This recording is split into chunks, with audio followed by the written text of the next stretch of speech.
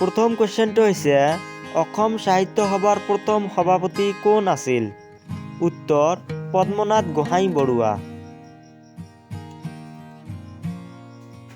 দ্বিতীয় নম্বৰ क्वेश्चनটো হৈছে অসম সাহিত্য সভাৰ মুখ্য কাৰ্যালয় ক'ত অৱস্থিত? উত্তৰ যোৰহাট। যদি আসাম এক্সাম কেয়াৰ চেনেলটো সাবস্ক্ৰাইব কৰি লোৱা নাই, চেনেলটো এতিয়া সাবস্ক্ৰাইব কৰি লোৱা। 3 নম্বৰ क्वेश्चनটো হৈছে বাহী আলোচনী প্ৰথমে কেতিয়া প্ৰকাশ পাইছিল? উত্তৰ 1909 চনত। 4 নম্বৰ क्वेश्चनটো হৈছে অসমৰ বৃহত্তম জিলাখনৰ নাম কি? উত্তৰ কাৰ্বি আংলং জিলা।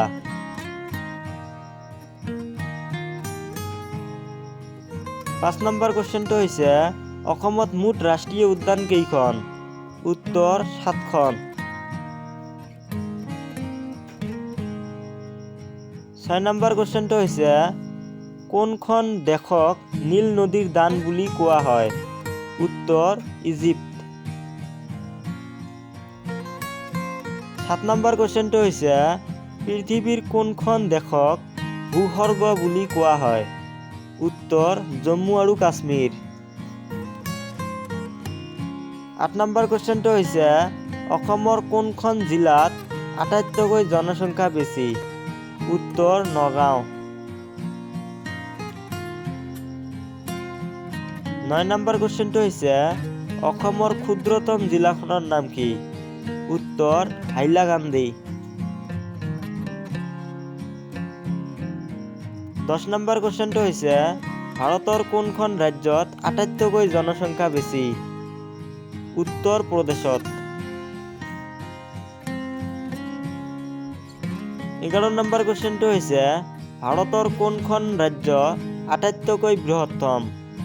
উত্তৰ ৰাজস্থান।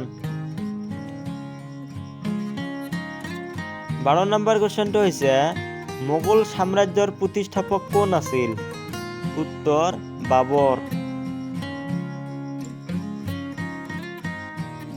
13 নম্বৰ क्वेश्चनটো হৈছে আমেৰিকা কোনে আৱিষ্কাৰ কৰিছিল? উত্তৰ কলম্বাছ।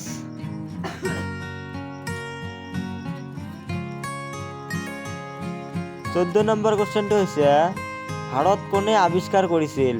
উত্তৰ ভাস্কো দা গামা।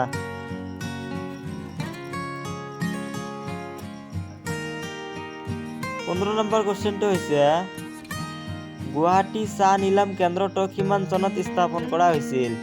উত্তৰ 1974 চনত। 16 নম্বৰ क्वेश्चनটো হৈছে শৰাইঘাটৰ যুদ্ধ কেতিয়া সংঘটিত হৈছিল? উত্তৰ 1671 চনত।